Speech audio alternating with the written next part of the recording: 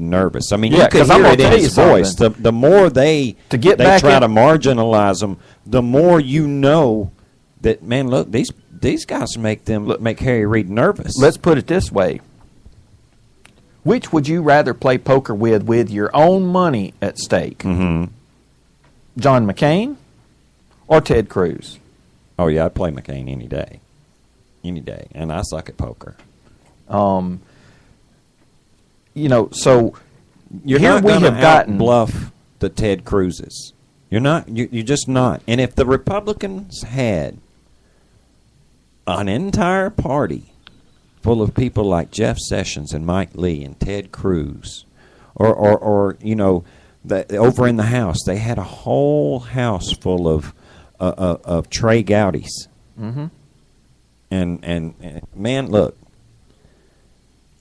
the Democrats wouldn't be able to just bulldoze any old plan through without giving any thought to the people. But we were talking about how we would have things to say about Jeff Sessions. Mm-hmm. I'm gonna let them talk for themselves, because Ted Cruz during his filibuster today means he's got to stand there for a while and jaw and talk. And he needs some help. He needs some help. He needs some other senators to stand up and take the floor, and they call it asking questions. Right. But it gives him time to rest his voice for a little while and let them stand up and give him some support. And but see, before you play this clip, this isn't just political grandstanding here. Okay? Unfortunately, I think, Marty, that the people who really need to be listening to this won't. The people who really need to be paying attention to this filibuster, and I don't mean that it's wasted, but what I'm saying is the people who are who call themselves progressives or just call themselves liberals, mm-hmm. who think Obamacare is a good deal, they really need to listen to this, because these senators who are getting up to help Ted Cruz do this filibuster, they're every single one of them is laying out what they heard when they went back home, right, on their recess. Mm-hmm. So, with that being said, let's hear what the exchange between Cruz and Jeff Sessions. This is the first exchange I have. Could he yield for a question without yielding the floor?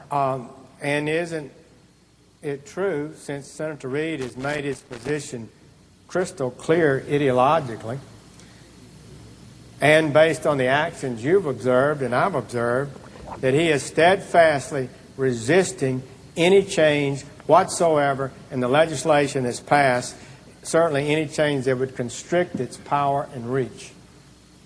I think Senator Sessions is exactly correct. And if you look at the way this vote is set up, Republicans are being asked to vote with Majority Leader Harry Reid to shut off debate on this bill. Any Republican who votes yes on Friday or Saturday to invoke cloture will be voting alongside Majority Leader Harry Reid to give Leader Reid the authority to fund Obamacare using just 51 votes on a straight party line vote, which is exactly how Obamacare passed in the first place. He's trying to give these guys an out. He's trying to tell the Mitch McConnells and John Cornyn's out there, you do realize, of course, that your constituents are watching you. Mm-hmm. And they are seeing that you are willing to cast your vote with Harry Reid and President Obama for a piece of legislation that has already cut the American work week or the full-time job down from 40 hours to 29.5, or excuse me, 30 hours. Part-time employees are now only able to work 29.5 hours. Yeah, and, yes, we do want some compromise in our legislative body. Yes. But what the Republicans are doing here, this isn't compromise. Where's caving. give? This is saying to Harry Reid, we're going to vote with you because we just don't have, because you're just steamrolling us, and we're just going to vote with you, and we're not going to fight it, and we're not going to try to get some kind of amendment to this thing. You know, that's exactly what they're doing. So all of those in the Senate that are voting with the old guard and who intend to vote to bring cloture to this bill, every single one of you is going to be casting your vote with Harry Reid. And against your own constituents. And guess what? We're going to be publishing the vote tally. Oh, yes. We're going to make sure that everybody knows how you voted. And guess what? I doubt very seriously if we're going to be the only little commentating website that is going to post this vote tally.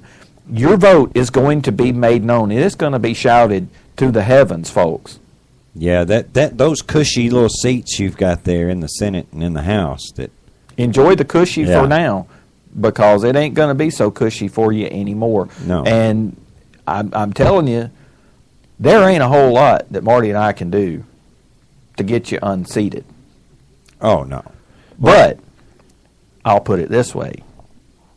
Everything that we can do, we will do. Oh, yeah. Oh, yeah. And, you know, it's not just us. You know, I heard something else. There was a clip with O'Reilly, Bill O'Reilly, talking to Brett Hume about, you know, what scares these guys. What's got these other Republicans so scared right now? Because they're all, you know, scrambling. They're either trying to get the votes to go with Mitch McConnell or they're trying to get the votes to go with Ted Cruz, but everybody's freaking out. And their theory is that it's all down to talk radio, too. You know, it's not just... Of course, Bill O'Reilly and Britt Hume give no credence to, you know, just bloggers. Right. But they do give a lot of credence to the talk radio group, and they're huge because they reach, you know, tens of hundreds of millions of people. Or particularly they reach millions of people like us over here in the flyover country, in the non-13 cities, you know, like the rest of the entire rest of the country that doesn't live in those 13 cities. Yeah, they listen to the talk radio guys, but listen to Britt Hume. They try to make this out like it's a bad thing, and it's not. Just listen. If somebody has to run every 2 years, as they do, and they get on the wrong side of a powerful radio voice that's beamed into their district because their guys are national, they can really do them bad damage if they promote the other guy. Look, it's not controlling, but it's a factor. I mean, if you're a pragmatic politician up for re-election, you're looking at the landscape, and you don't want a lot of problems. And you don't. And in many of these districts, the Democrats can't cause you any problems. There's just not enough of them. What there are enough of is conservative Republicans, and conservative Republicans around the country today are very disappointed in their party and its leadership. And they think that the control of the House of Representatives should have been able to give them much more leverage than they seem to have been able to demonstrate, and they should have been able to do more with it. And so if you're sitting over in the House of Representatives and some measure to defund Obamacare comes along and you think it's a suicide mission because it might involve a government shutdown, you're going to be hesitant to oppose it anyway because you don't want the most conservative, you don't want the Tea Party, and you don't want the conservative radio talk show hosts on your back. But that doesn't mean they can defeat you, but it means you don't want it. Republican in name only, okay. Yeah, you don't want them to be, you know, don't want them to call you a rhino, like, you know, like the talk radio guys. They're going to do damage by name calling. No, man. But what Britt Hume said before all of that was the most telling. There's millions and millions of you know, conservatives that do listen to those people. Today, they were handing out, all the talk radio guys were giving out the Senate switchboard number. Right. So that you could call and ask to speak to your senator's office, and they'll put you through, and you tell them, you know, to stand with Ted Cruz or whatever. Didn't you try to call that, Mark? Dude, I tried. You can look at my phone. There's like 10 calls to that you could not get through. There was no getting through. Those lines were clogged. And I guarantee you they weren't clogged with progressive radio listeners. They were clogged. Wait a minute. is there such a thing as a progressive radio listener? Well, I mean, I like see, the talk radio. Yeah, look, I see sometimes on some of these shows they've got some progressive, radio talk show host. I hear that they're out there. I hear that, like Going Beyond Radio, who we broadcast with, they've got some, they say they're progressive. They're owning up to it. I don't know if they're joking or not, but apparently they're pretty proud of the fact that they're progressive. And look, I know. And they're doing talk man. radio? Yeah, I know. So they do exist. But I guarantee you it wasn't the progressive listeners clogging up the phone lines in the Senate today. No, I would say it were those millions and millions of conservatives that occupy the rest of the country that are saying, you better get with Ted Cruz. I don't care if you don't like him. I don't care if you and Mitch McConnell are buddies. You best get your behind over there and get to helping Ted Cruz. I also heard today there was more than one caller from John Cornyn's district today saying, I've been trying to get through to his office all day, and all I get is a recording. Or I've been trying to get through to his office all day, and I can't get through because it's a busy signal. John Cornyn was not responding to any of his constituents today. Now I wonder why. Now, you want to talk about somebody feeling the heat. Look, Ted Cruz ran against the establishment GOP fair-haired boy. And won with the help of who? Glenn Beck. And the Tea Party. And the Tea Party, that's right. And conservative talk radio. And guess who else? Who else? Conservative bloggers. Because I remember just bloggers? Yeah, just bloggers, like the ones over at Powerline. Some no names like John Hinderaker. Yeah. I mean, these guys had put him up in the 2012 elections. And they picked him out as somebody not only to watch but somebody to go send some money to. I see in our chat one of our listeners, Mr. Richard Lemire, says he couldn't get through to Cornyn, but he managed to get through to Ted Cruz second time. Oh, well, yeah, I think it's because Ted Cruz's office actually probably wanted to hear from people. And absolutely. Absolutely. I guarantee you, people like Jeff Sessions and Ted Cruz and Mike Lee, man, that they got no problem talking to their constituents because they're doing precisely what they were sent to do. Speaking of which, did you say you had another clip from Sessions? I do. I've actually got two more with from the filibuster today. Let's see. Now this one is Ted Cruz explaining something about exactly what voting for Harry Reid is going to accomplish.